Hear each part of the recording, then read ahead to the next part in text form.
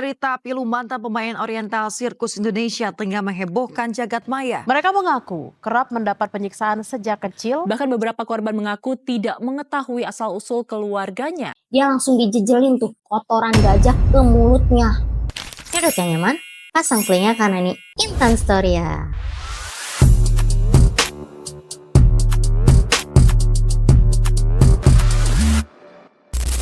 Jangan lupa subscribe ya.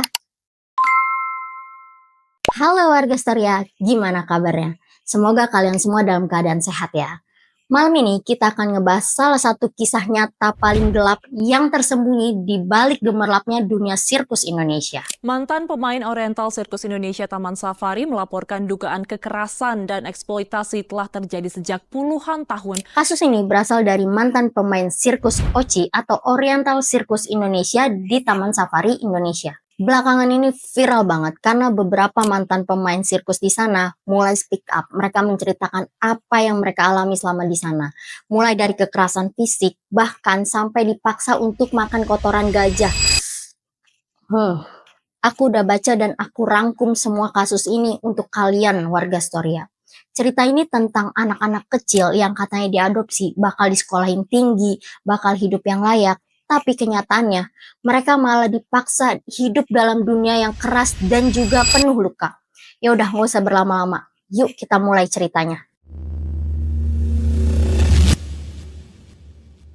Oke warga Storia, sebelum masuk ke cerita kelamnya, aku akan sedikit cerita tentang sejarahnya dulu ya. Jadi, pada tahun 1967, ada yang namanya itu Oriental Show. Terus kemudian berganti nama menjadi Oriental Circus Indonesia atau OCI.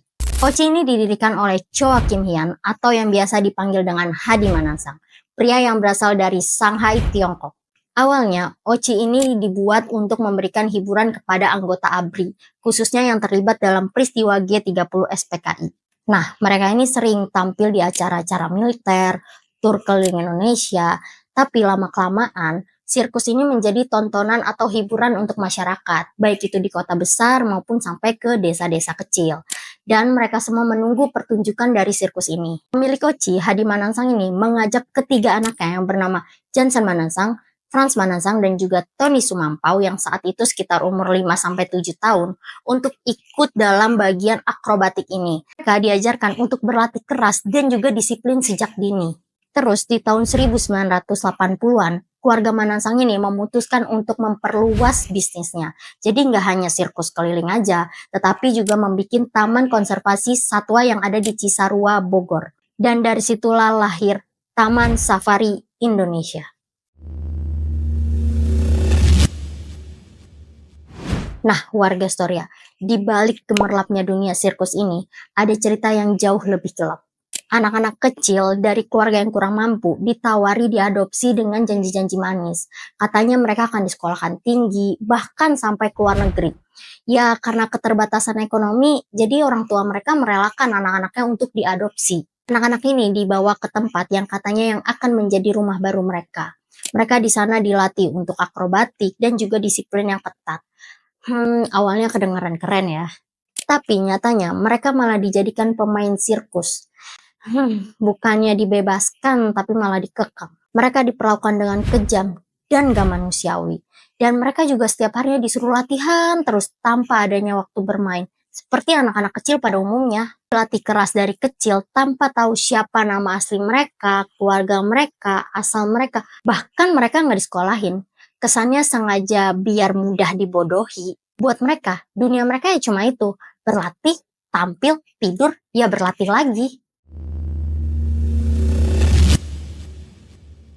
Kita masuk ke cerita beberapa korban yang akhirnya berani speak up.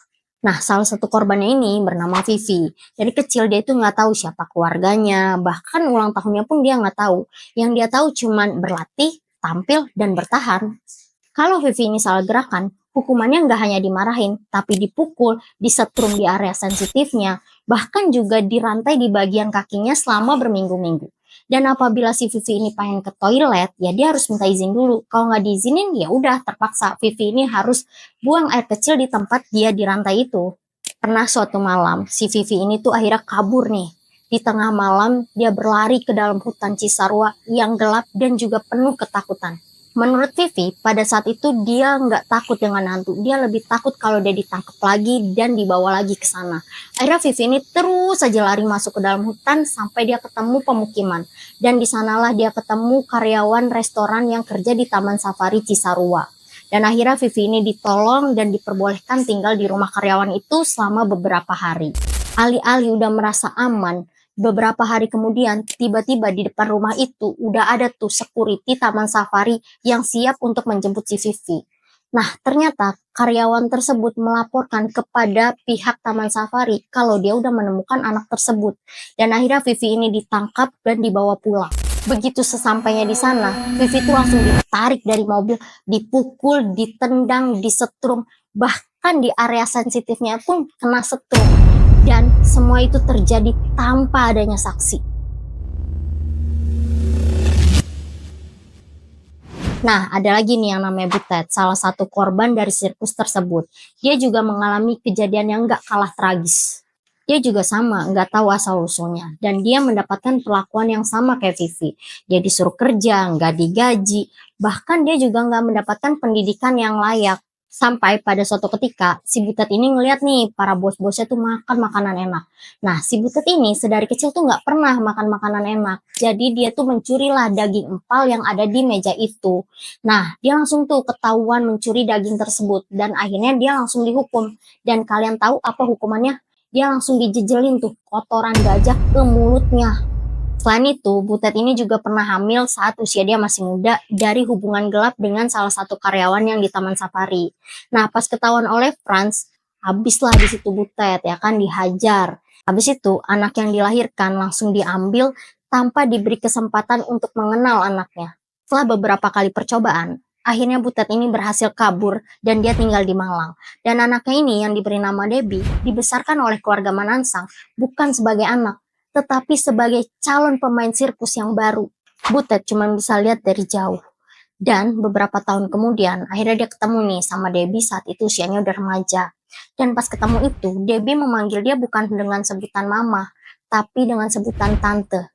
Bayangin gimana rasanya seorang anak memanggil ibunya sendiri dengan sebutan tante. Sakit banget ya.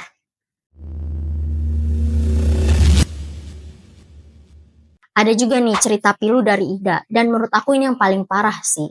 Singkat cerita, Ida ini terjatuh karena gagal ditangkap oleh rekannya.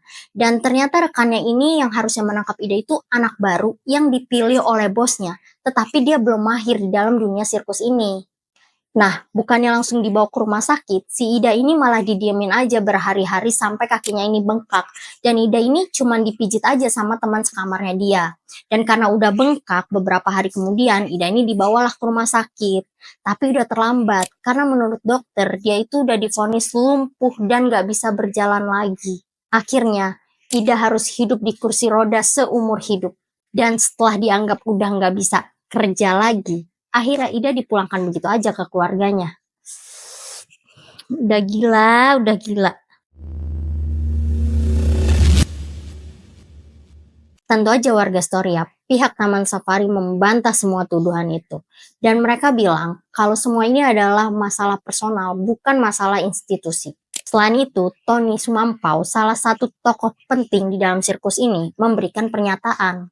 Tony mengatakan awalnya anak-anak itu diambil dari daerah Kalijodo, tempat yang dikenal sebagai kawasan kumuh dan juga tempat prostitusi di Jakarta. Menurut Tony, awalnya anak-anak ini diambil bukan untuk dieksploitasi, tetapi untuk dirawat dan diselamatkan. Dan Tony juga mengatakan bahwa anak-anak ini dikasih makanan yang layak kok, tapi setelah itu ya disuruh kerja lagi dan berlatih. Tony juga membantah keras semua tuduhan eksploitasi dan kekerasan itu. Dan Tony juga mengatakan bahwa semua cerita yang beredar di luar sana adalah fitnah yang sudah diatur oleh pihak-pihak tertentu yang ingin menjatuhkan reputasi mereka. Tony juga mengatakan bahwa ada orang-orang di belakang layar yang menggerakkan para pemain sirkus ini untuk bersaksi. Tapi warga Storia, apakah dikasih makan cukup untuk menutupi semua penyiksaan, kehilangan keluarga, kehilangan sekolah, bahkan kehilangan hak dasar sebagai manusia? Apakah hanya karena mereka nggak meninggal, artinya hidup mereka bahagia? Jawabannya jelas tidak. Tapi warga Storia, para korban ini nggak tinggal diam.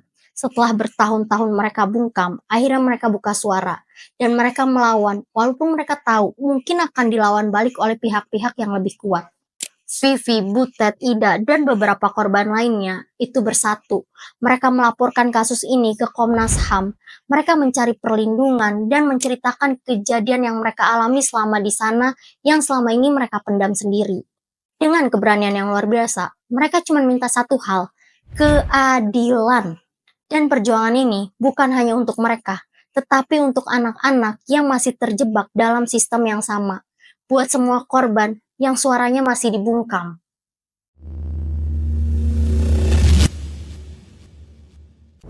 Warga Storia, kadang yang kita lihat sebagai hiburan, bisa jadi adalah penderitaan untuk orang lain. Kita menonton sirkus sambil tertawa, tapi di balik panggung, bisa jadi ada anak kecil yang sedang menangis karena dipaksa.